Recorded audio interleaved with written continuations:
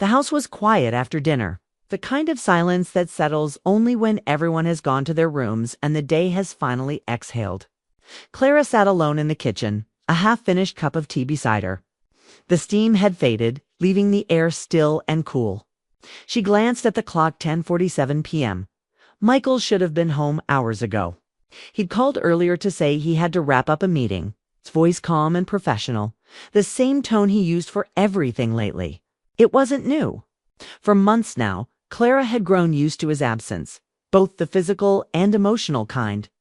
He had changed quietly, in small, almost invisible ways. Less laughter at dinner, fewer questions about her day, and more nights when his phone never left his hand. She tried not to think too much. Maybe it was work pressure. Maybe the years had just dulled what they once had. But deep inside, she felt it, the growing space between them. It was strange how love could still exist but no longer feel warm. The sound of footsteps broke her thoughts. Soft, hesitant ones coming from the hallway. Clara looked up to see her son, Evan, standing near the door. His hair was messy, his expression uncertain. He was 18, tall like his father, but his eyes gentle and open were hers. "Mom," he said quietly, "you're still awake." Clara smiled faintly, trying to sound lighter than she felt. Couldn't sleep? Too many thoughts. Evan hesitated before walking in, rubbing his hands together as if trying to gather courage. I wanted to talk to you, but maybe now's not the right time." She gestured for him to sit. "Now's fine. It's just us." He sat down across from her, the chair creaking in the silence. The kitchen light was dim, casting soft shadows on the walls. Clara noticed how nervous he looked, like he was holding something he didn't want to say. Her chest tightened a little. "Evan," she said softly, "whatever it is, you can tell me." He looked down, playing with the edge of his sleeve. "It's about Dad." Clara froze. The name hit her like a small jolt. "Your dad?" He nodded slowly. "I didn't want to say anything because I wasn't sure. And I don't want to make things worse." "Evan," she said gently, "you're scaring me. Just tell me." He took a deep breath. "I think Dad's hiding something from you." The words seemed to hang in the air. For a moment, Clara didn't move. The kitchen clock ticked once, twice. "What do you mean?" she finally asked. Evan looked at her with a mixture of guilt and sadness. "Last weekend, I went to get gas near the lake. You know that cafe by the water? The one with the blue umbrellas?" She nodded slowly. She and Michael had gone there years ago, back when weekends meant coffee and laughter. "I saw him there," Evan continued, "with someone. A woman. They were sitting close, talking, laughing. He looked happy." Clara's hands went cold. She wanted to ask questions. What did she look like? What exactly were they doing? But the details didn't matter. The image was already painted in her mind, clear and painful. Evan's voice softened. "I didn't want to believe it. I thought maybe it was just a client or someone from work." "But Mom," they were holding hands. The last words broke through the quiet like glass. Clara didn't cry, not yet. She just sat still, feeling her heartbeat in her throat. "Are you sure?" she whispered. He nodded. "I saw it clearly. I didn't know what to do. I drove off right away. But it's been eating at me. I couldn't keep it from you anymore." Clara looked down at her tea. The surface was still cold, untouched. For a moment, everything inside her felt suspended, like her thoughts were waiting for her heart to catch up. She didn't want to believe her son, but she couldn't deny the feeling that had lived quietly in her for months. The distant hugs. The late-night messages. The way Michael always avoided eye contact when she asked simple questions.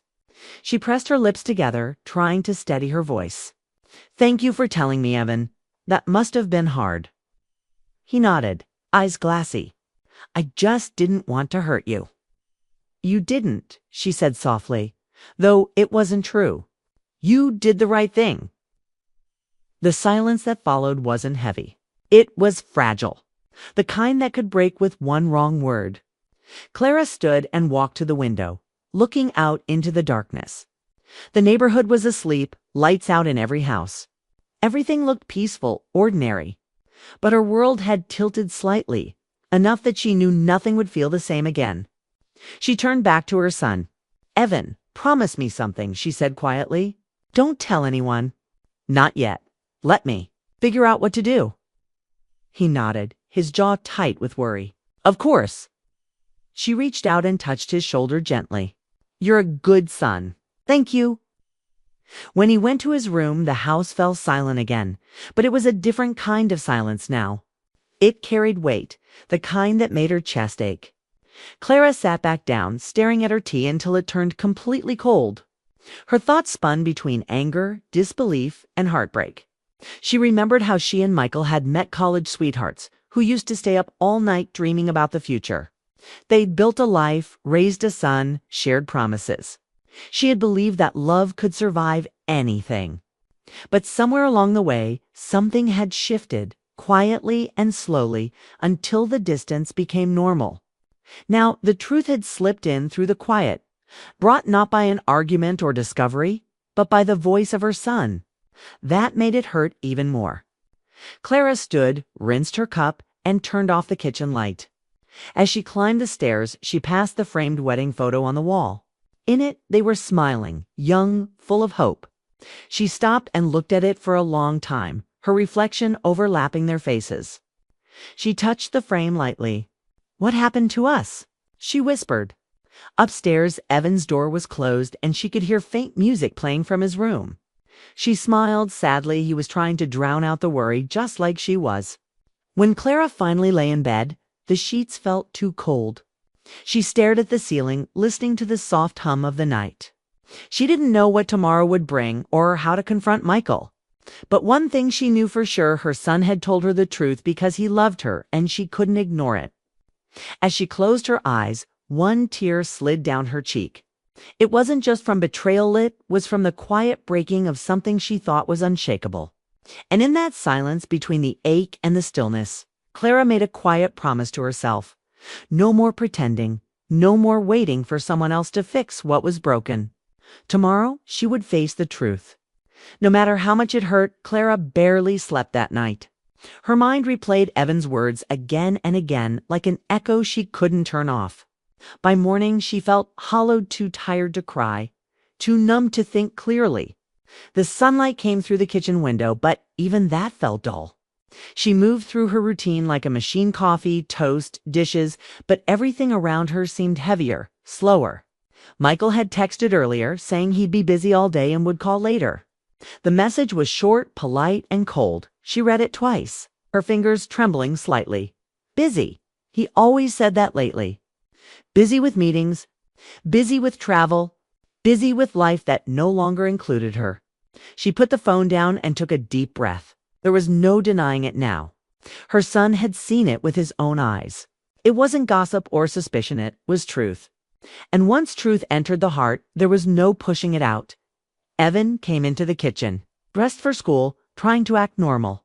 "Morning, Mom," he said softly. "Morning," Clara replied, forcing a smile. He hesitated before sitting down. "Did you sleep at all?" "A little," she lied. "I'm okay." He nodded, though he didn't believe her. The worry in his eyes said everything. Before leaving, he placed a gentle hand on her shoulder. "Just promise me you won't let him hurt you more." Clara looked up at him and whispered, "I won't, sweetheart." When he left, the quiet returned, the same quiet where the truth had first arrived. She sat down and stared at her coffee, her thoughts spinning. She needed to hear it from Michael himself. She deserved that. No shouting, no fighting, just the truth spoken out loud. That afternoon, she called him. The phone rang 3 times before he answered. "Hey, Clara," he said casually. "Everything okay?" Her heart thudded. "When will you be home?" she asked. "Tomorrow night. I told you about this conference, remember?" "Yes," she said slowly. "The one near the lake." There was a pause, just a second too long. "Yeah, that one." She could almost hear him swallow on the other end. "Why do you ask?" "Oh, nothing," she said, her voice calm. "Just making sure." They said a few more polite things before hanging up. But that short pause told her more than words ever could. He was lying. He wasn't away for work. He was close enough to meet that woman again. By evening, Clara made a decision. She changed into a light jacket, grabbed her car keys, and drove. The cafe by the lake wasn't far, just 15 minutes through winding streets lined with autumn trees. Her hands tightened on the steering wheel as she approached the familiar spot. When she arrived, the parking lot was half full. The lake glimmered softly in the fading sun. And there he was, sitting at a corner table near the window. Her husband, Michael Dot, and beside him the woman. Clara's breath caught. The woman was younger, maybe early 30s, with bright hair and an easy smile. They were leaning in close, laughing at something. Michael looked relaxed, his eyes soft in a way she hadn't seen in years. She didn't go in. She didn't need to. The truth was right there, framed by the cafe's glass window. A truth that hurt, but also, strangely, brought clarity. Clara sat in her car for a long moment, watching quietly. The betrayal wasn't loud or dramatic. It was quiet, like everything else that had changed in their marriage. Quiet dinners. Quiet words. Quiet distance. Finally, she started the car and drove away.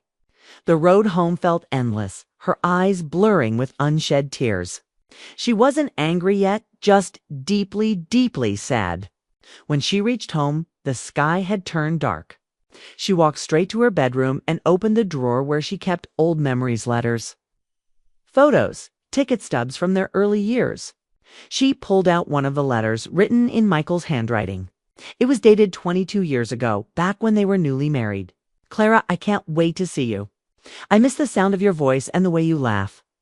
You make everything better. She read the words twice, her hands shaking. It felt like reading someone else's life.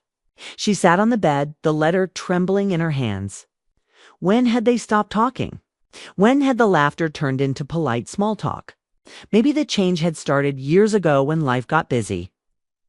When they stopped holding hands, when love quietly faded behind routines and unspoken disappointments. Clara didn't blame herself entirely, but she couldn't ignore that both of them had drifted away. She had been loyal, patient, forgiving, but he had chosen to look for warmth elsewhere. That night, she didn't tell Evan what she had seen. He had done enough by telling her the truth. She wanted to protect him from the pain of watching his father's choices destroy the family. So she kept it inside. When Michael finally came home the next evening, she met him at the door. He smiled, his tone casual. "Hey, sweetheart. Missed you." Clara looked at him quietly. "How was your trip?" "Busy, as always," he said, setting down his bag. "Long meetings. You know how it is." She studied his face, the same eyes she once trusted, the same mouth that had once whispered love to her. "You didn't go to the conference," she said softly. Michael froze. "What are you talking about?" Her voice stayed calm. "I saw you. At the cafe by the lake. With her." The color drained from his face. For a moment, he looked like he wanted to deny it. But he couldn't. The silence between them said everything. "Clara," he started. She raised her hand. "Don't. Not now. I don't want excuses. I just needed the truth." His shoulders slumped. It wasn't supposed to go this far. She nodded slowly, but it did. The room went quiet. The clock ticked softly, the same sound that had filled their nights for years. "I'm sorry," he whispered. Clara looked at him with eyes that no longer trembled. "I know you are. But sorry doesn't fix what's already broken." He reached for her hand, but she stepped back. For the first time in a long time, she felt something she hadn't felt before: clarity. The pain was deep, but the fog was gone. That night, she slept in Evan's old room, listening to the rain tapping softly against the window. She didn't cry this time. Instead, she felt a strange peace. The truth had hurt her. Yes, but it had also freed her. In the morning, she wrote a letter. Not to Michael, but to herself. She wrote down everything she wanted to remember: her strength, her dignity, her worth. She ended it with one simple line: "I will not let betrayal define me." When she folded the paper, the sun was rising outside, painting the sky gold. It was a new day, different, uncertain, but hers. And as the house stirred awake, Clara felt something she hadn't felt in a long time: hope. The next morning came too early, with the weak winter light spilling across the curtains. Clara hadn't really slept. Every time she closed her eyes, she saw Michael's face at that cafe, smiling, relaxed, his hand over another woman's. It felt like a scene from someone else's life, yet it was hers. But now that she knew the truth, she couldn't live pretending anymore. The shock had passed. What remained was a quiet resolve. She wanted answers, not to fight, not to beg, just to understand how love had slipped away without her noticing. Michael moved around the kitchen as if nothing had happened. He poured himself coffee, asked how her night was, and talked about the weather. His tone was calm, almost too normal. That normalcy hurt more than any argument. It meant he believed she would let it go, that she would pretend like before. Clara didn't want to pretend anymore when he left for work. She walked to the study and opened the old wooden drawer where she kept mementos from their early years letters. Postcards, little notes he used to leave on the fridge. Each one carried his handwriting, his old warmth. One note read, "Don't forget our walk tonight. You and me always." Another said, "You make home feel like the best place in the world." She read them slowly, her eyes stinging. Those words used to feel real. Now they felt like echoes from a man who no longer existed. Among the letters was an unopened envelope with her name on it. She didn't remember it. The paper was yellowed slightly, tucked behind an old family photo. She opened it carefully. It was dated years ago, around the time their son was 10. The letter began, "Clara, I don't know why, but I feel us slipping away. I still love you, but something feels off. I miss how we used to be." Her hands trembled as she read on. "I wish we could talk more. I know I get lost in work, but sometimes I don't know how to fix it. I don't want to lose you." Tears rolled down her cheeks. Michael had written this long before things had gotten bad. He had seen the distance growing too. Maybe he had been reaching out back then, and she had been too busy keeping the house, raising their son, and running through her own exhaustion to notice. The letter was both heartbreaking and strangely comforting. It reminded her that there had been love once, real and deep.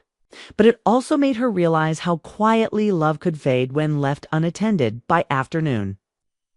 She sat outside on the porch with a notebook in her lap. The air was crisp, the trees bare, and the neighborhood quiet. She started writing, not to him, but to herself. She wrote about who she was before she became Michael's wife.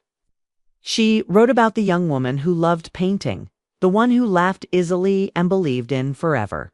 Somewhere over the years, she had buried that version of herself under routines and responsibilities as the sun dipped lower. She heard a car pull into the driveway. Her heart tightened. Michael was home early. She tucked the notebook under her arm and stood. He walked in, tired, cautious, as if sensing a storm. "Hey," he said softly. "Hey," she replied. He put his keys down. "We didn't really talk last night." "No," she said. "We didn't." He sighed, rubbing the back of his neck. "Clara, I'm not proud of what I did. It wasn't planned. I didn't mean for it to happen." She looked at him steadily. "Then why didn't you stop it?" He didn't answer at first. "Because I was lonely," he admitted. "I felt invisible. You stopped looking at me like you used to." The words cut deep, but she stayed calm. "We both got lonely, Michael. The difference is you found someone to fill it. I tried to hold on." He lowered his head. "I never stopped caring about you." "Caring?" she said quietly. "That's not love, Michael. That's guilt wearing a kind face." For a long moment, neither spoke. The silence between them wasn't angry. It was heavy with everything left unsaid over the years. Finally, she asked, "Who is she?" He hesitated, then whispered, "A coworker. Her name is Amy." Clara nodded slowly. She didn't want details. Knowing the name was enough.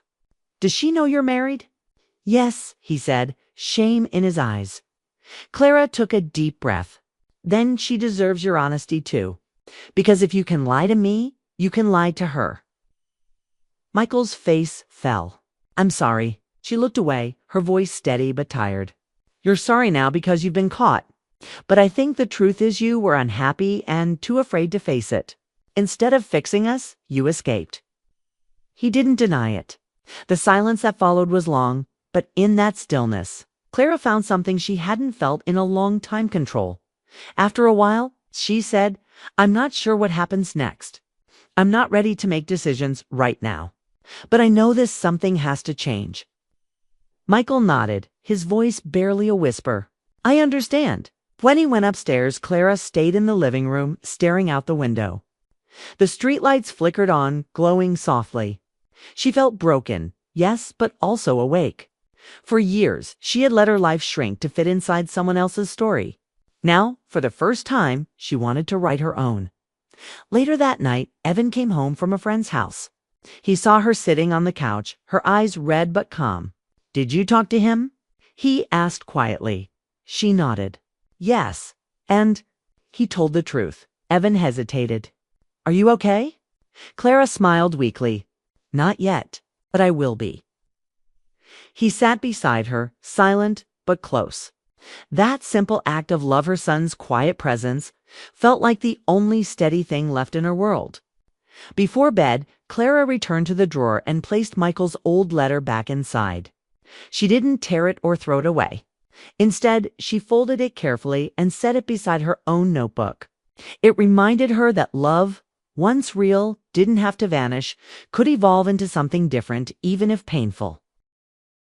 That night, she stood by the window, watching the lights shimmer across the quiet street. The world outside kept moving, even when hearts broke.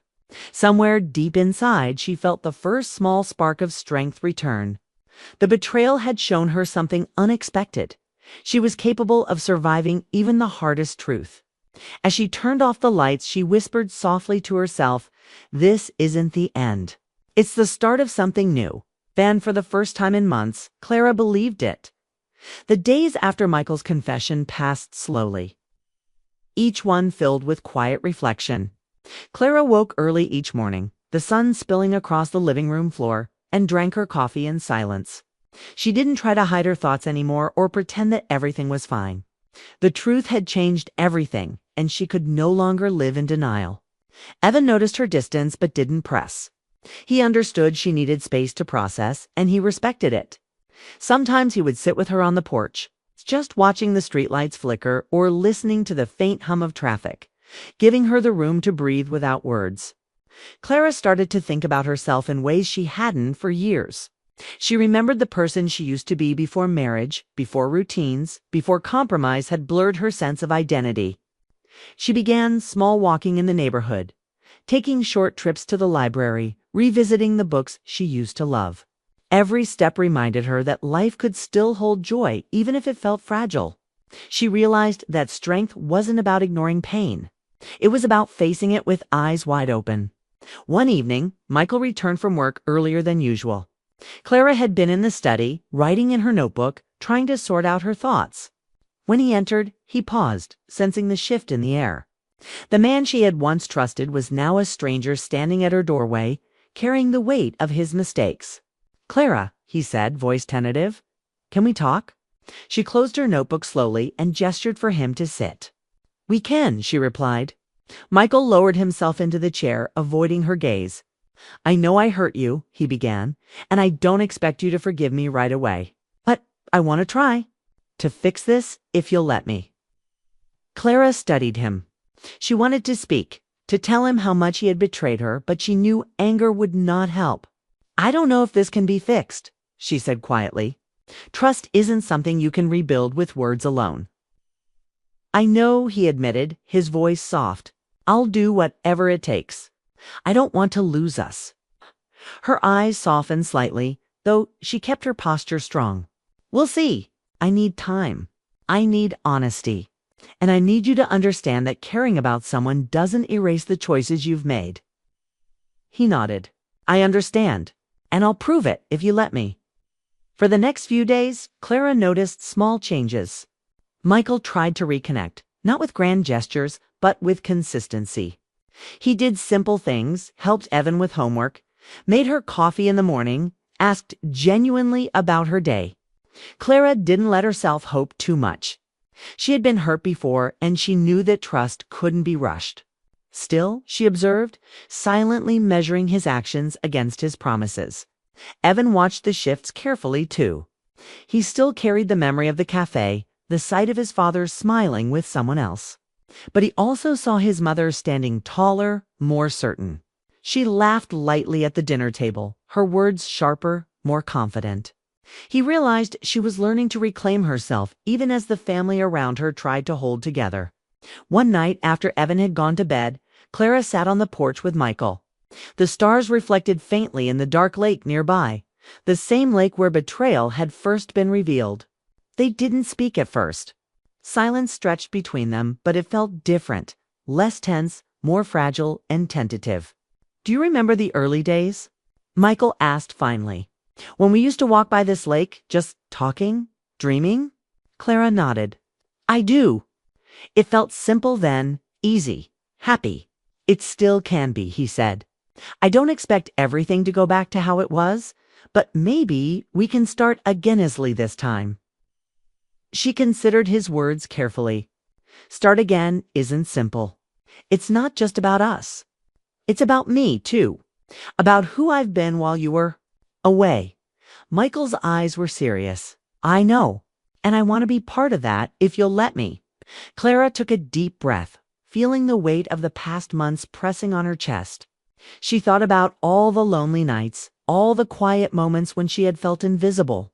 She remembered the letters, the love notes, and the laughter that had once filled the house.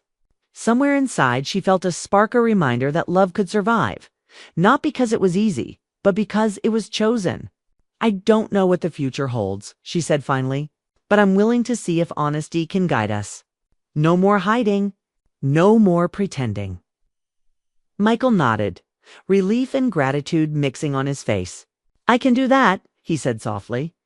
Over the next weeks, the household found a new rhythm. Clara still walked her paths, still wrote in her notebook, still spent time discovering herself. But she allowed Michael to be present cautiously, giving him space to show he was committed to change. They spoke more openly, no longer avoiding uncomfortable truths. Evan noticed too, and began to trust that his family could survive, even if things weren't perfect. One evening, Clara found herself alone on the porch. Evan asleep inside, Michael quietly reading in the living room. The air smelled of wet leaves and winter frost. She felt a calm she hadn't felt in months. The betrayal hadn't disappeared. It lingered as a shadow she couldn't ignore. But alongside it was clarity. She understood now that life wasn't about perfection. It was about honesty, resilience, and the willingness to face difficult truths. Evan joined her on the porch silently, holding a mug of cocoa. "Mom," he said softly, "you're stronger than anyone I know." Clara smiled, feeling warmth spread through her chest. "Maybe I'm finally learning to be." The stars reflected on the dark lake, still and steady, and for the first time in a long while, Clara didn't feel broken. She felt whole enough to move forward. The coming months would not be easy. Healing never was. But Clara had learned the most important lesson. She could survive heartbreak. She could reclaim herself, and she could face the truth without fear. And sometimes that was enough to start over. When Michael eventually came to the porch, he sat beside her without words. They watched the night together, sharing the quiet, letting the air fill the spaces that had once been heavy with lies. Clara felt her heart steady. She didn't know if love would fully return or if trust could be completely rebuilt. But she understood this.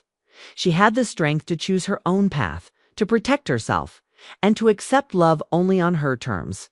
The betrayal had left its mark, but it had also shown her something more: her own courage, her own worth, and the possibility that even shattered hearts could learn to beat again. Clara closed her eyes for a moment, letting the cool wind brush against her face.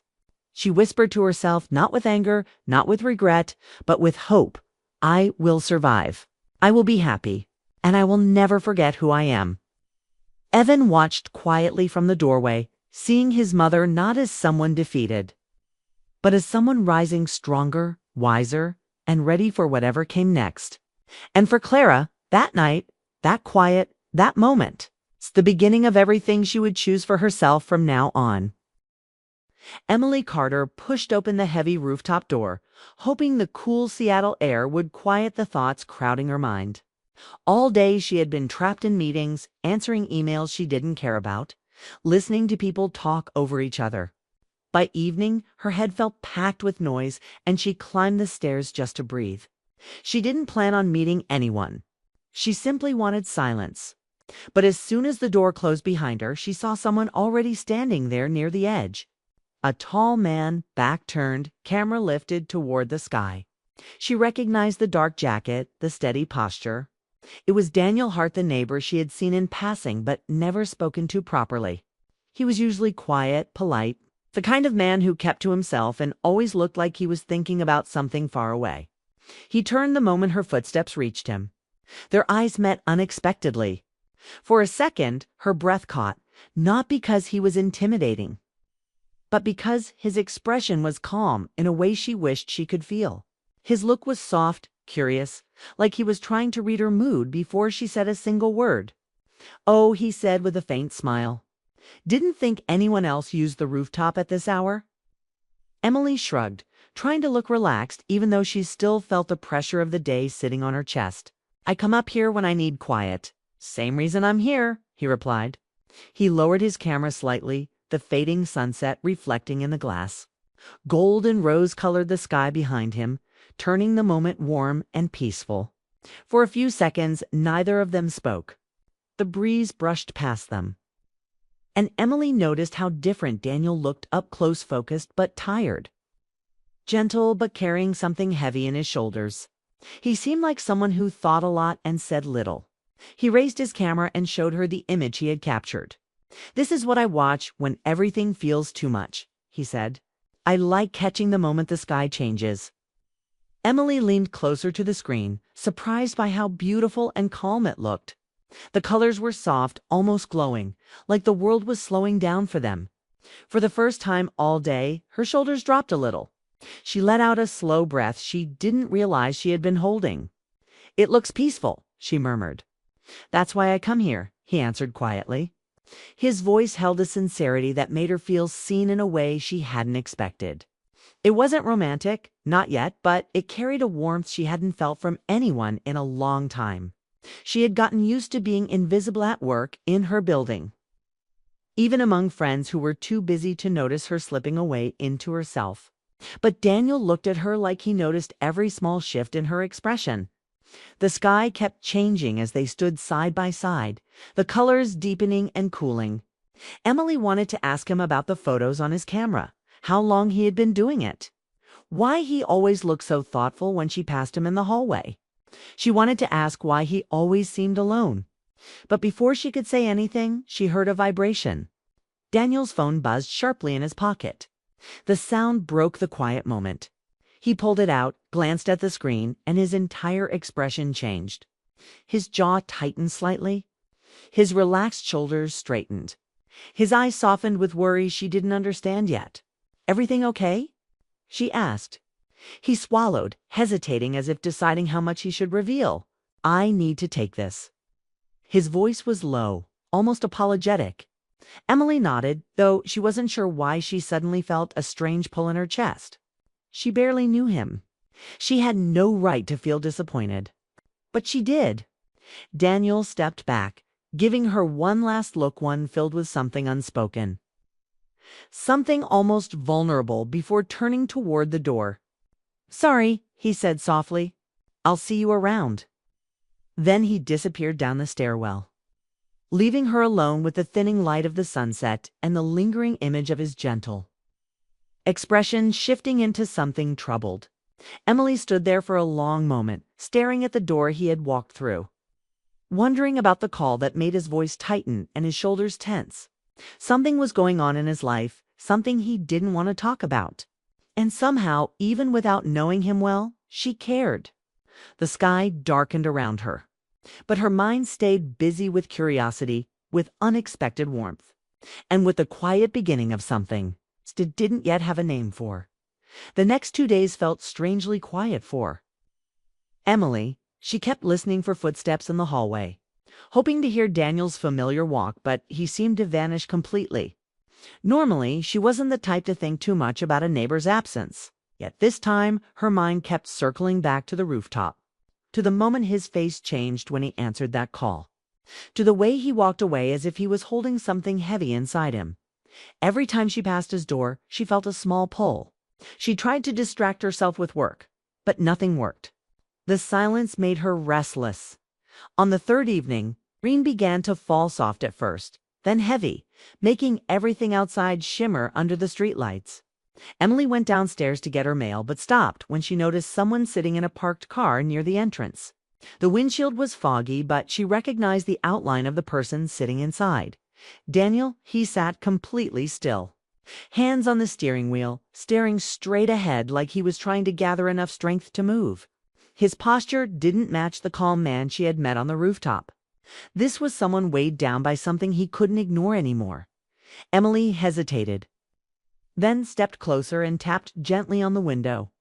Daniel jumped slightly but relaxed when he saw her. He rolled the window halfway down, rain blowing into the car as he offered a tired smile that didn't reach his eyes. "Hey, Emily," he said quietly. She leaned closer so he could hear her over the rain. "Are you okay? You've been gone for days." He let out a breath that sounded more like defeat than relief.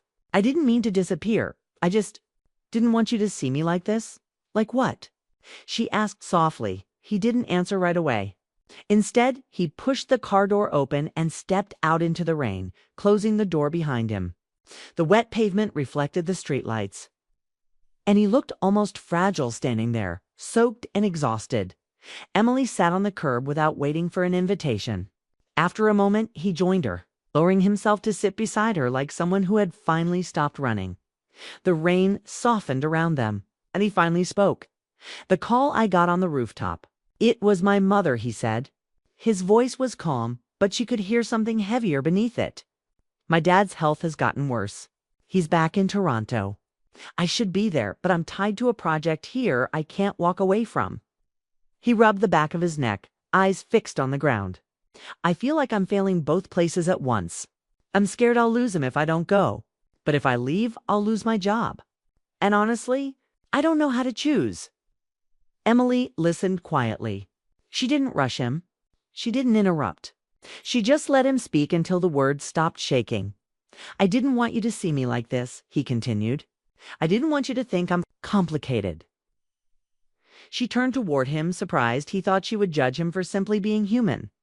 "Daniel, everyone has complicated parts," she said gently. "You don't have to hide yours." He finally looked up at her, not with his usual calm expression, but with a mixture of fear, hope, and exhaustion. The rain softened into a mist, leaving the world feeling strangely still around them. For the first time since she'd known him, Daniel didn't look like he was trying to be the man who had everything under control. He looked like someone who needed someone else to understand Evan, if just for a moment. They sat in silence. But it wasn't uncomfortable. It felt like he was finally letting someone into the part of his life he usually kept locked tight, just when Emily thought he might open up even more. His phone buzzed again. This time, the name on the screen flashed bright enough for her to catch it before he turned the screen over. Mom, his mother again. He stood immediately, the heaviness returning to his posture. "I need to take this," he said, voice tight and apologetic. Emily nodded, even though she didn't want the moment to end. There was something about him, something raw and real, that made her want to stay by his side. Daniel stepped away, answering the call with a tone that carried worry and urgency. Emily watched him walk toward the entrance, talking fast and quietly, as if every word mattered. He didn't look back. Emily sat alone on the curb, the rain cooling the air around her, wondering why someone she knew so little about had already taken up so much space in her heart. The rain didn't stop that night. It pounded against the windows of Emily's apartment, casting a soft gray light across the living room. She was curled up on the couch with a blanket, sipping tea, when a sudden knock at the door made her jump. She wasn't expecting anyone. Her first thought was a neighbor or maybe a delivery, but when she opened the door, she froze. Daniel stood there, drenched, rain dripping from his hair and coat. His eyes were heavy with exhaustion. The faint tremor in his hands told her he had been holding himself together for far too long. He didn't speak immediately, only looked at her as if silently asking for permission to come inside. Emily stepped aside without a word, letting him in. Instead, she reached for the remote and turned on the small TV. She opened the folder of videos she had saved from her rooftop visits. Among them was the one she had recorded the first evening she met him, the sunset. Glowing gold and pink, captured exactly as it had appeared when they had watched it together. She hit play and the light of the screen reflected on his face. Daniel's eyes widened slightly. And for a moment, the tension in his shoulders loosened. He didn't speak. He just watched the sunset, as if seeing it again could calm the storm inside him. Emily sat quietly, observing him without interruption. She didn't push or ask questions. She just let him feel the moment. After a few minutes, Daniel's voice broke the silence. "You saved this?" he asked, a faint disbelief in his tone. His voice was quiet, almost fragile, but it carried a warmth that hadn't been there before. Emily nodded. "I wanted to show you again. The first time you looked at peace. I thought maybe seeing it again could help." He looked down at his hands, then back up at the screen. The golden light of the sunset reflected in his eyes. Slowly, a small, genuine smile formed on his face, the first Emily had seen since their rooftop encounter. He seemed to exhale not just physically but emotionally, as if the weight pressing on him had eased slightly. I didn't think anyone would care enough to do this," he said softly. There was a pause, long and heavy, filled with all the words he hadn't said in days. "Life has been messy. I've been pulled in so many directions. But this," he gestured toward the screen and then toward her, "this reminds me that calm still exists. That hope exists." Emily's heart tightened. She could see the raw vulnerability in him, the relief that he didn't have to hide anymore. She realized that this was exactly what he had needed, not advice, not a lecture, not words of comfort, but a simple, tangible reminder that someone noticed him, that someone cared. Daniel leaned back, closing his eyes briefly. The storm outside continued, but inside it felt calmer. He turned toward Emily again, his smile more steady this time. "Emily, you don't know how much this means. I haven't felt like this in a long time. Like it's okay to just be." Emily felt tears prick her eyes. She didn't cry out. She just let the warmth in her chest swell quietly. There was a beauty in this silence, in the understanding passing between them. She didn't need to say, "I understand." He already knew. Then suddenly there was a sharp knock at the door. It was urgent, impatient, breaking the gentle calm in the room. Emily opened it carefully and froze. Standing there was Lena Harper, Daniel's ex-girlfriend. She looked anxious, upset, but not aggressive. Her eyes were fixed on Daniel as if she had been waiting for this exact moment. "Daniel, we need to talk," Lena said, her voice low but firm. Daniel stiffened, caught off guard. He glanced at Emily, his expression apologetic, torn between the past and the present. Emily's heart raced, but she remained calm.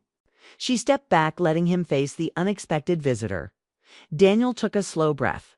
"Lena, not now," he said, but his tone lacked anger. It was measured, controlled, almost sad. Lena didn't step back. She had questions, worries, and unresolved feelings she needed to express. The room filled with tension, yet it wasn't hostile. Emily understood instantly. This was part of his life, part of the storm he carried, and now she was witnessing it firsthand. Emily's chest tightened. But she didn't interrupt. She realized something crucial.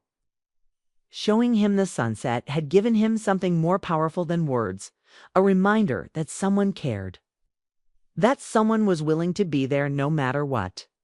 And for a brief moment, she allowed herself to hope that she could be the one to stand beside him when the storm passed.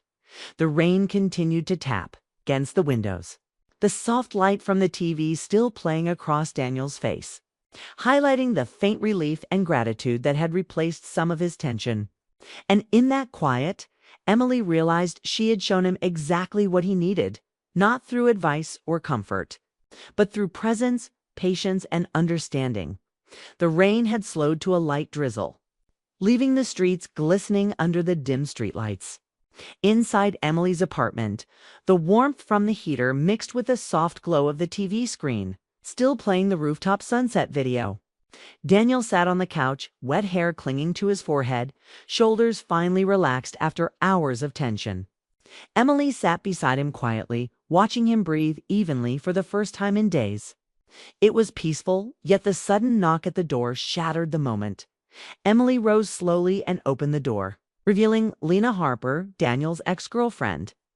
She looked anxious, eyes wide, and for a moment, Emily wondered if this would ruin everything. "Daniel, we need to talk," Lena said, her voice firm but not harsh. Daniel froze, unsure of how to respond. He looked at Emily, the room filled with unspoken tension. She stepped back, letting him face the situation. Lena's presence brought a rush of old emotions to the surface: regret, confusion, unfinished conversations. Emily realized this was part of the story she hadn't been a part of, a piece of Daniel's life he couldn't control. "Lena." "Not now," Daniel said, his voice steady but calm. He didn't raise it, didn't show irritation, just a measured attempt to hold on to the present. Lena stepped inside anyway, explaining that she had come because she had received a call about him. Her mother, concerned, had reached out and she wanted to make sure he was okay. Daniel listened patiently. He didn't interrupt, but his expression told the story of someone pulled in two directions: loyalty to the past and a growing connection to someone new. Emily stayed quiet, observing, understanding that this moment was about more than her feelings. It was about him facing his life honestly, about showing respect to everyone involved. After several tense minutes, Daniel finally spoke, his voice firm but gentle. "Lena, I appreciate that you care. I respect that. But I'm not living in the past anymore. I can't go back to what was." Lena's expression softened, hurt but accepting. She realized he had made his choice. Without another word, she turned and left. Leaving the door gently closing behind her, Emily let out a small breath she hadn't realized she'd been holding. The room felt lighter now, quieter, as if a weight had lifted. Daniel turned toward her, and for the first time, his eyes met hers fully, not distracted, not burdened, not hiding. There was a softness, an honesty that made Emily's chest tighten with warmth. "The night we watched the sunset together," he began, voice low, "I felt something I haven't felt in months. Hope, calm, peace. When you showed me the video tonight, it reminded me that I don't have to be perfect, that it's okay to feel and to lean on someone who cares." Emily's heart thumped. She hadn't expected him to put words to what she had seen in his eyes, what she had felt in her own chest. She realized that showing him the sunset wasn't just about the view. It was about understanding him, letting him feel safe, and giving him a moment to breathe. "I wanted to show you exactly what you needed," Emily said softly. "Not advice, not solutions. Just peace. A reminder that someone notices you, someone cares." Daniel reached out slowly, resting his hand lightly on the back of the couch near hers. "Emily, you did more than that. You reminded me that life can feel steady again, even when everything outside is chaos. And more than that, you reminded me what I truly want." Emily's eyes filled with tears, quiet ones, not from sadness, but from the warmth of being understood and valued. The rain outside had almost stopped, but inside, the room glowed with a new sense of calm, a beginning that felt solid, real, and promising. Daniel continued, voice soft but confident. "I've realized something tonight. I don't need to chase the past, and I don't need to fix everything at once. What I want to watch, what I want to hold on to, is you, your presence, your understanding. You're what makes everything feel steady." Emily smiled, feeling the weight of months of loneliness and quiet longing lift in that single moment. She didn't need him to say more. They didn't need to rush, didn't need to define everything at once. It was enough that he was choosing her, that he was allowing himself to feel peace with her beside him. They sat together on the couch, not speaking for a while, letting the quiet speak for them. The soft light from the TV reflected on their faces, and the room felt warm, safe, and intimate, not in a physical way, but in a way that only understanding, trust, and emotional connection could create. Outside, the city continued under the gentle drizzle. Inside, Emily and Daniel shared a quiet, unspoken promise of being there for each other, of patience, of letting feelings grow naturally. In that soft, gentle evening, Daniel finally found what he had been searching for: presence, understanding, and a connection that went deeper than words or gestures. He had finally found the peace he wanted to watch, and it wasn't a sunset, a phone call, or a quiet rooftop moment anymore. It was her. And Emily realized that sometimes showing someone exactly what they need is more powerful than anything else in the world.